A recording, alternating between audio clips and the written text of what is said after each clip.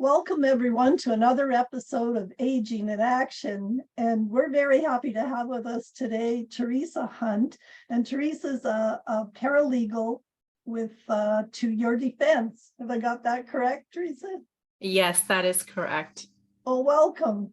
Welcome. And yeah, we're very happy to have you because you as a paralegal, you get involved with lots of different things. But one of the first things when I met you, I knew your name previously, actually, before even meeting you, because I guess somebody had referred me to you with regards to landlord and tenant issues. And I thought it's an important topic because a lot of people on both sides don't know their rights as a landlord and as a tenant. And maybe just explain a bit about your company and what you do. Well, it's been my experience, exactly what you said. Not a lot of people do know about their rights. And I'm actually celebrating my 10-year work anniversary of owning my own business at To Your Defense. In addition to Your Defense, I also do conflict mediation. So it helps a lot of people, even before they go to court, to sit down and have discussions. It will help them in terms of saving money and time. Right now, it's been my experience with the Landlord and Tenant Board. You're waiting about 7 to 8 months before you get in front of an adjudicator. Don't quote me on that, but it's been my experience that lately that it's been about 7 to 8 months. Usually it's been a lot quicker in the past, but they've moved the platform to Zoom. And it's no longer in-person tribunal hearings. You actually have hearings just like what we're doing today. I did have the pleasure of attending one many years ago with one of my clients who was a landlord, and wow. I guess it was the tenant involved at the time that she had that ended up, I think she got $20 off of her rent for something to do with water or whatever. But she had a binder that she was prepared to go against my client. But that was my one and only experience with the tribunal. But it was in person at the time, and I just remember all the other people waiting in line to get to their hearing, and ours took a long time.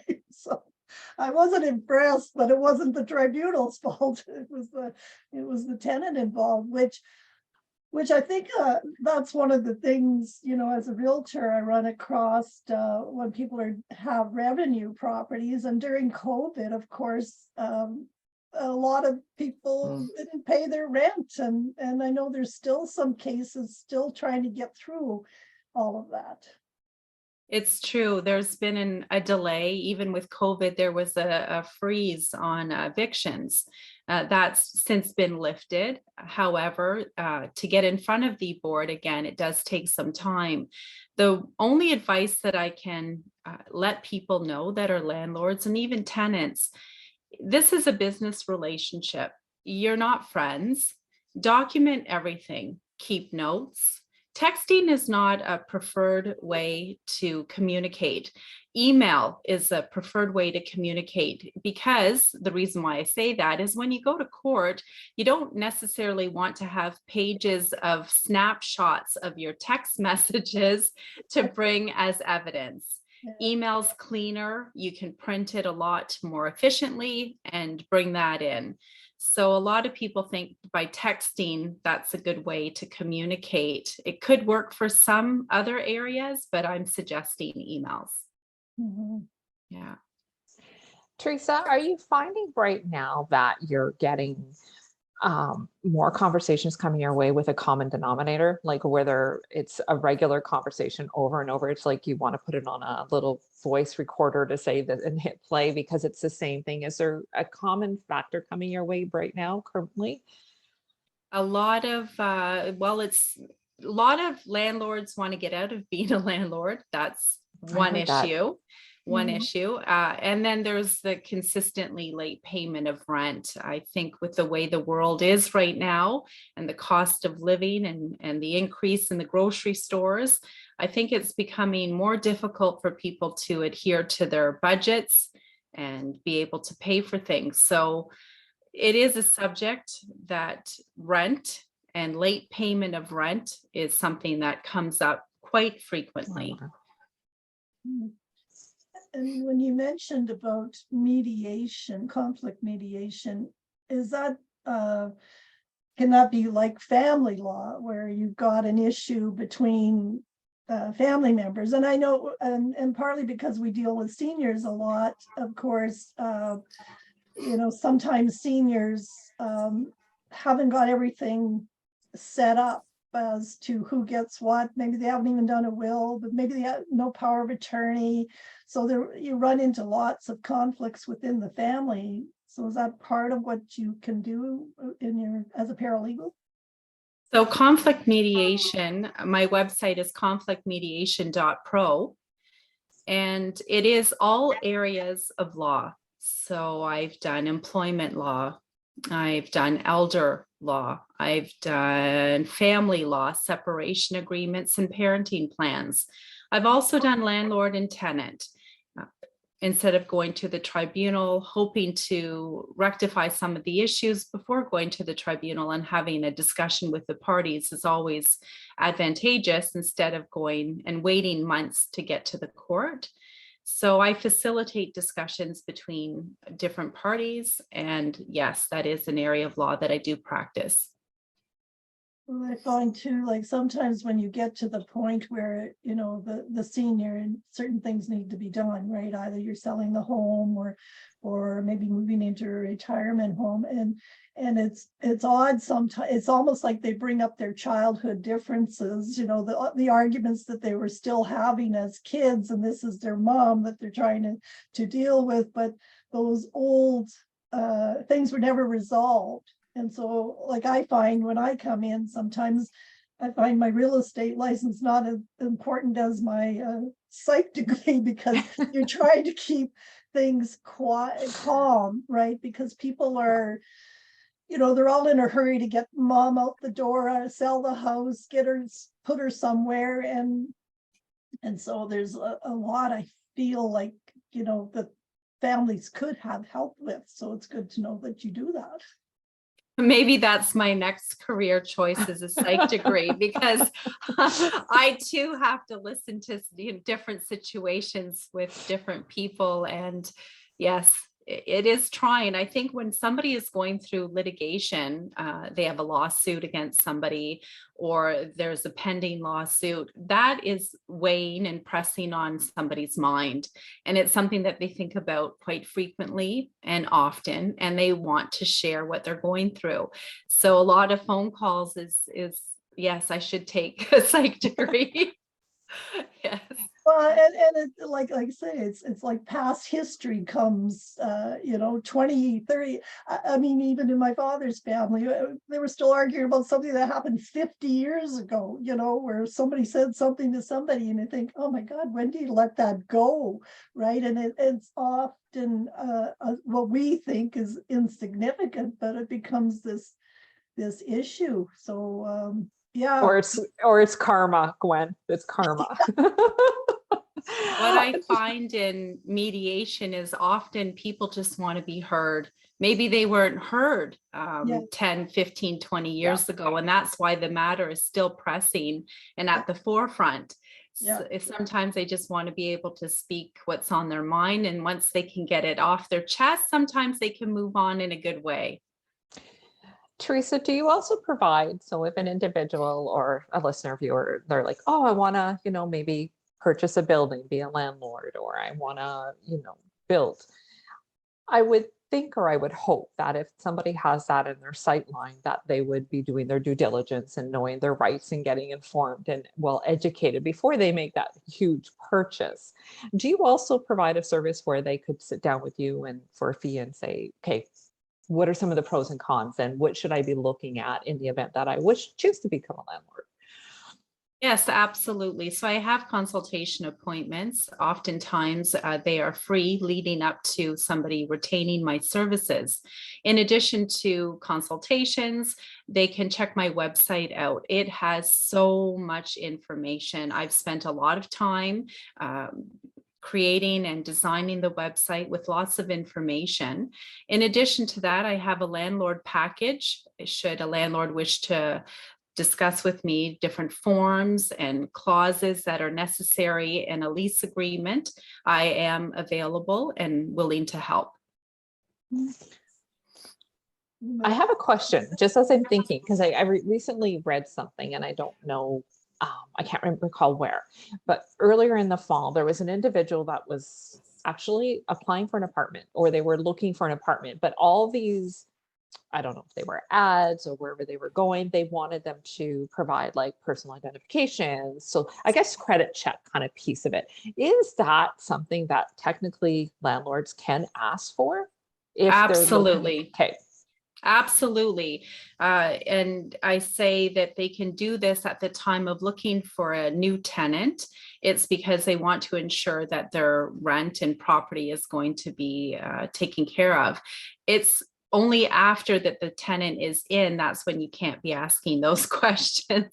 Yeah. But to ensure that you're picking the right person. But a lot of people go with property managers, or they have other people to help facilitate that. Maybe even realtors help facilitate that. That's not something that I do. I don't screen tenants, but I do give tips and tricks on how to screen tenants. So it's kind of interesting. I've had lots of conversations related to that. And I have a funny story to share. So I don't know if it's something that I can share, but I'll tell you, and you can cut it out if it's not allowed. So, landlords often feel like they've been duped or tricked. If a tenant comes into their unit, they claim that they don't have dogs or they don't have any pets, or it's just them, they're living alone and nobody else is staying there. Oh, yeah. So property management companies, after being in business for some time, they have an idea of how to do this. So if there's forms that need to be filled out and they've asked the tenant to meet with them, sometimes they'll meet where they're currently residing. And I say, go into the bathroom and count the toothbrushes. Oh, That's how you'll know how many people are residing. I write that That's a down. good point. But I don't know if anybody's followed through with my recommendation, but I thought it was a good one. Oh, that is. Ew. Yeah. Well, and you just mentioned about dogs, and I get asked this a lot. Am I allowed to have an animal? Am I allowed to, can you say I'm not going to rent to you because you have a dog? No, pets are allowed. Yeah, you can't say that. I mean, you would like to say that, but pets are allowed. Can you, as a landlord, restrict the size of the pet?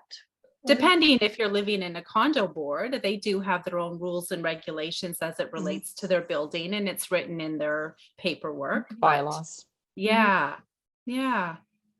Well, and we had talked about seniors often not knowing their rights as a tenant.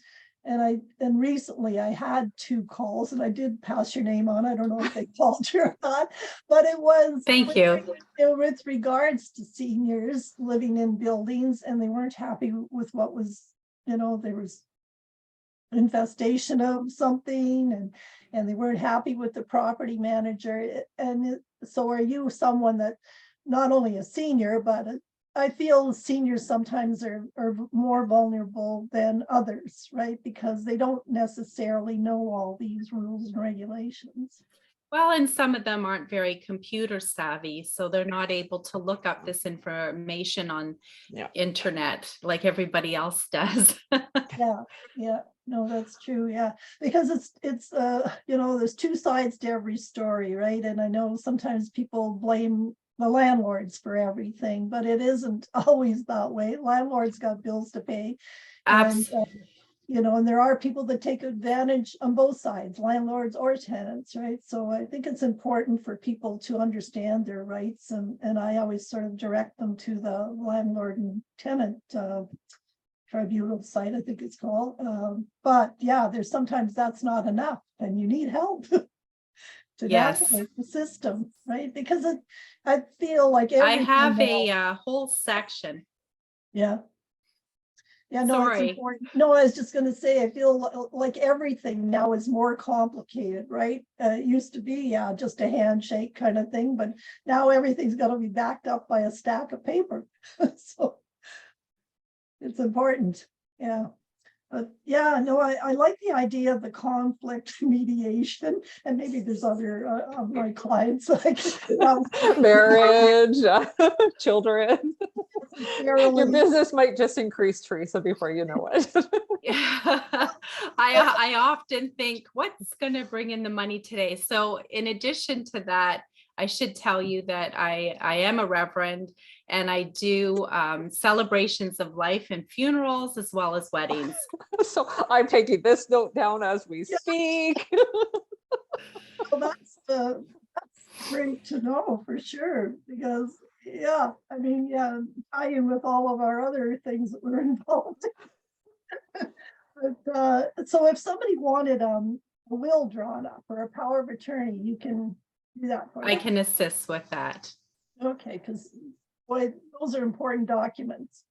Those power of attorneys, I always say this, it's like a blank check for somebody. If you don't know who you're giving that important document to, it's you better be sure who you're giving it to. Yes. Yeah. Make informed decisions. Well, exactly. Yeah.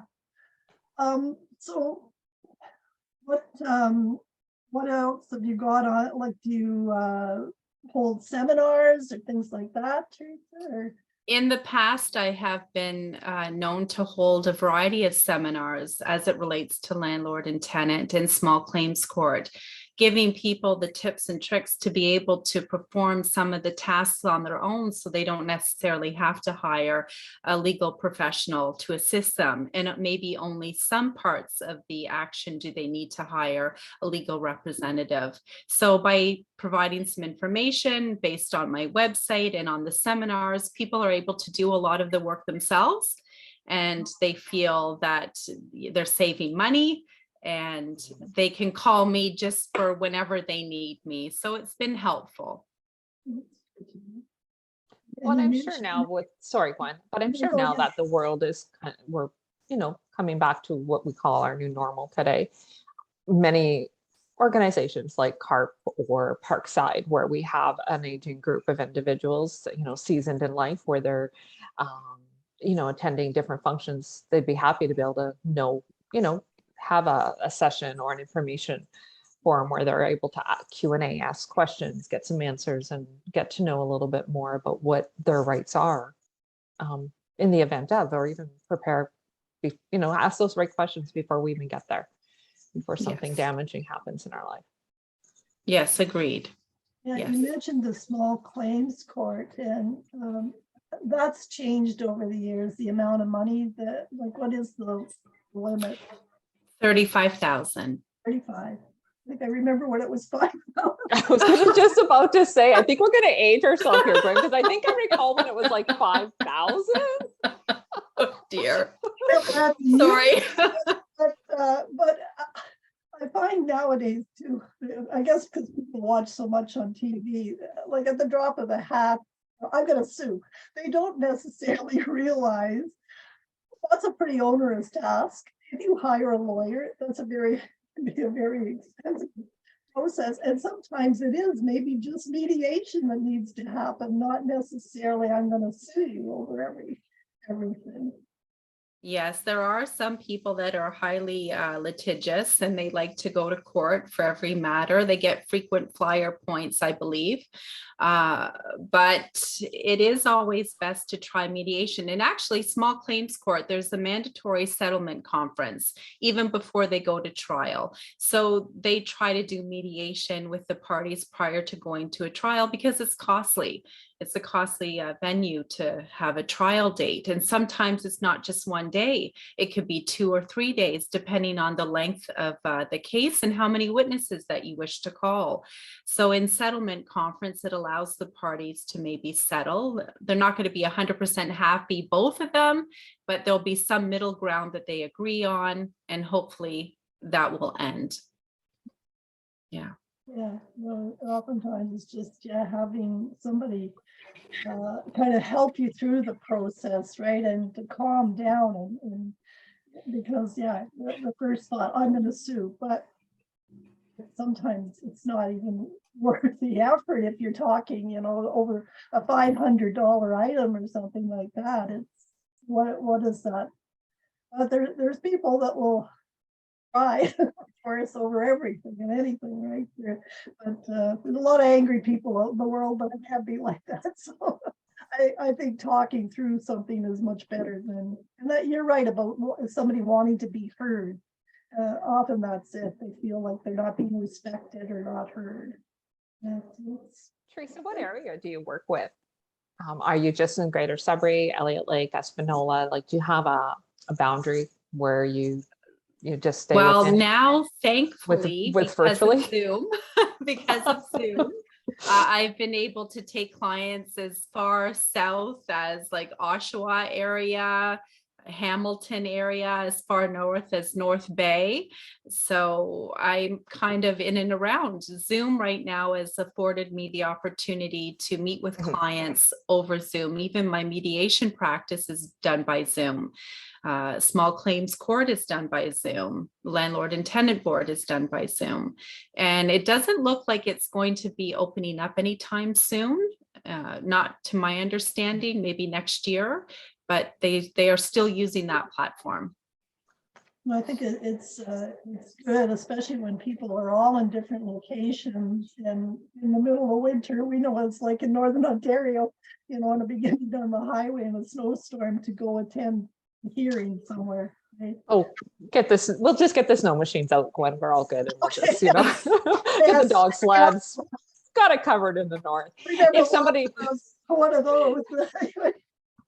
Teresa, if somebody wanted to meet with you in person, is that also still an option? Yes, absolutely. So I often am in Sudbury. I do go to Parry Sound quite often. I have offices that I share space with. So if people do need to meet in person, that is an option. However, I find these days, everybody's happy to do it from home. They're like, I don't have to meet you. I can just jump on the computer and we'll just meet this way. Yeah. Absolutely. It's a great tool. So we're coming down, Teresa, to the last minute or so of taping of today's episode of Aging in Action. Is there any last minute wisdom you want to share, or any words that you'd like to, give to our listeners and viewers today? Absolutely. I feel that with any type of litigation or conflict mediation, there's always tools and resources available to them. I do have a lot of information on my website. They don't even have to call me. They can go and take a look, and it's shared there for them. It's toyourdefense.com and conflictmediation.pro. And I would welcome a phone call if people are stumped and they don't know what to do. Thank you so much. So we'll definitely share that information on our website, all our platforms, and with EaseLink, just to be able to provide any tools and resources for any of our viewers and listeners. We thank you so much, Teresa, for joining us today on Aging in Action. And as always, we appreciate all our listeners and viewers, and we look forward to seeing you again next week on Aging in Action. Thank you, everyone, for joining. Take care.